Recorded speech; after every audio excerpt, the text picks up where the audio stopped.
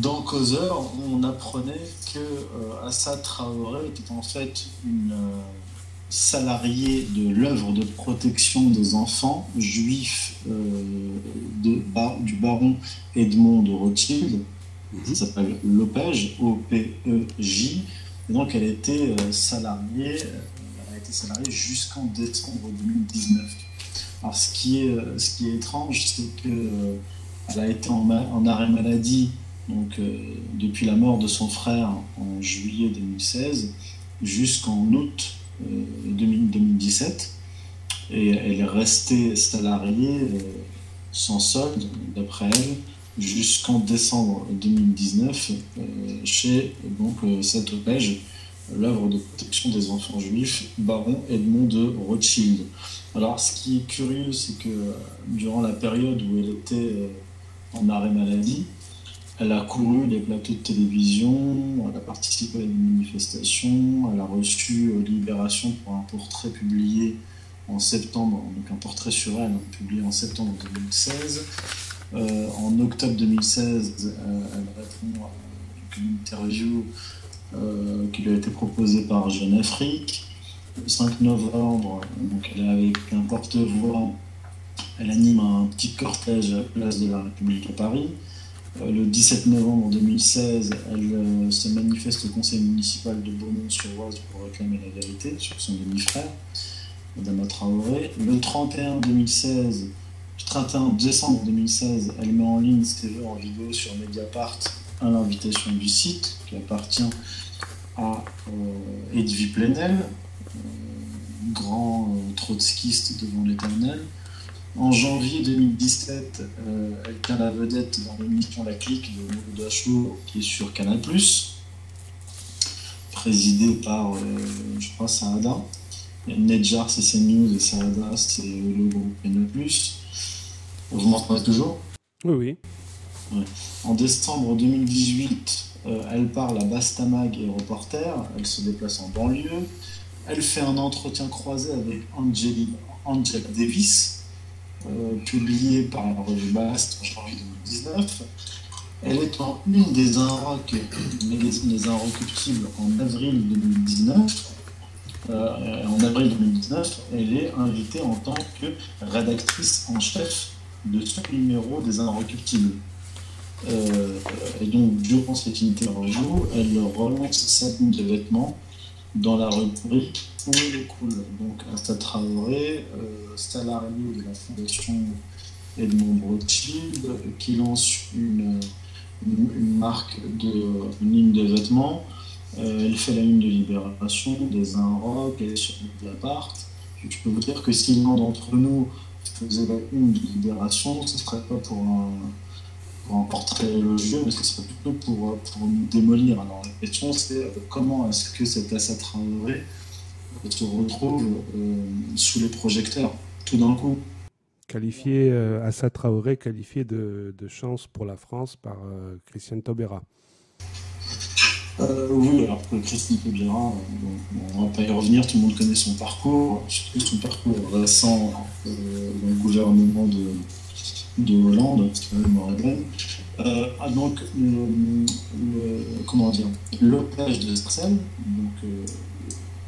l'œuvre de protection des enfants juifs, baron Edmond de Rothschild à Sarcelles, a été interrogé par Causeur sur Assad Traoré.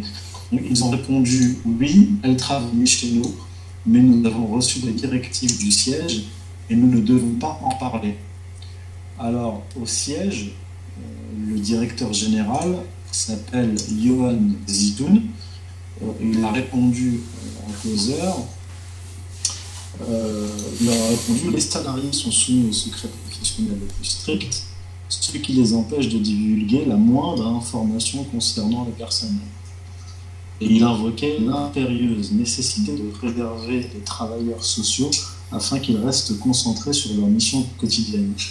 Mais ça ne nous explique pas pourquoi elle a été couverte durant près d'un an d'arrêt maladie, alors que la loi vous oblige à rester chez vous et à vous reposer lorsque vous êtes en arrêt maladie. Donc complaisance peut-être de l'assurance de caisse, de l'assurance maladie, complaisance de son patron qui accepte un arrêt maladie alors qu'on la voit courir partout.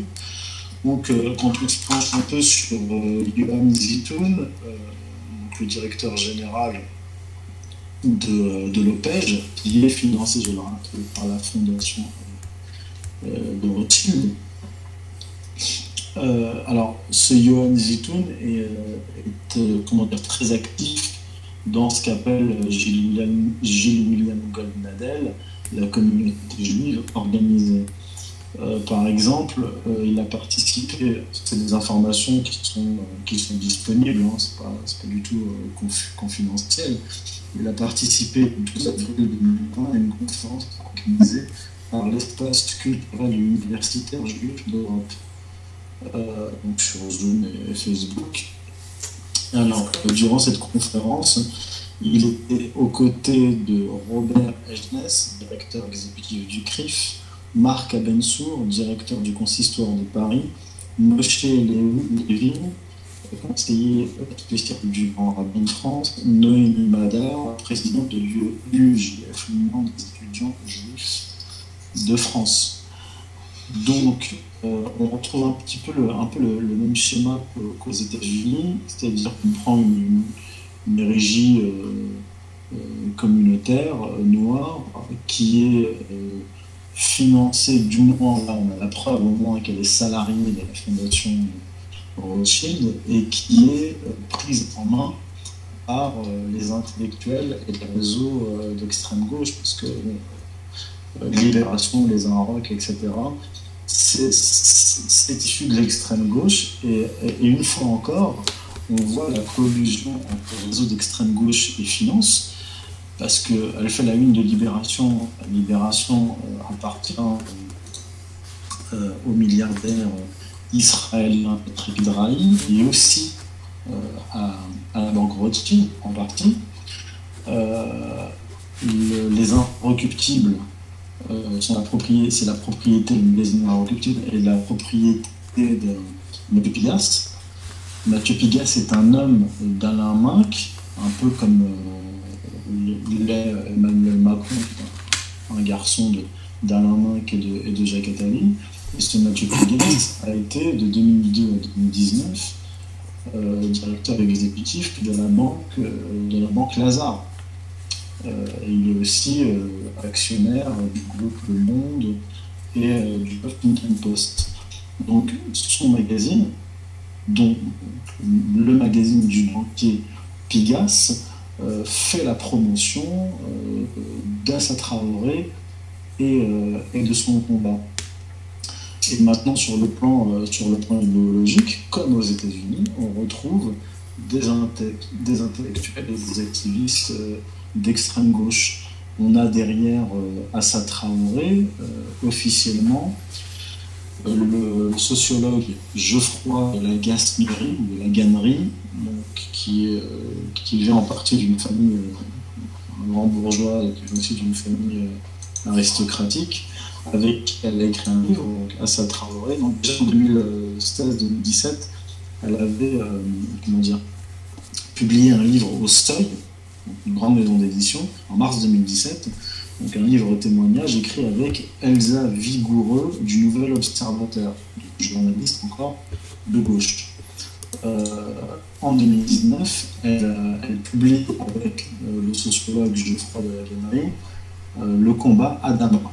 Et c'est en avril 2019, quand ce livre sort, chez Stock, que Assa Traoré fait la une des Inrecuptibles et où elle est donc invitée comme rédacteur en chef du magazine de gauche. Alors Geoffroy de la Gannerie, lui, c'est un sociologue,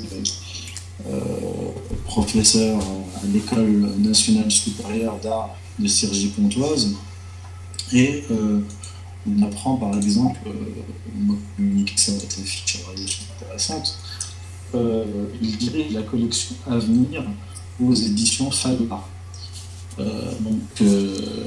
Dans cette collection, il a fait publier notamment les ouvrages de la féministe lesbienne qui a reçu une éducation religieuse juive, Judith Butler, qui est bien connue, dont les travaux portent sur la théorie du genre et l'homoparentalité. Elle est elle-même en couple avec une autre femme, avec qui elle vit à Berkeley, et elles élèvent ensemble un garçon certainement adopté qui s'appelle Isaac. Alors, Geoffroy de La Gannerie, pas du tout un marginal. C'est un type qui a été classé par Désir encore les Inrecuptibles en 2015 parmi les 100 créateurs qui, dans tous les domaines, réinventent la culture. Il se permet d'essayer, du moins, de censurer, d'empêcher les invitations de certains intellectuels qu'il juge conservateurs ou homophobes. Donc c'est un censeur, c'est un petit censeur qui est promu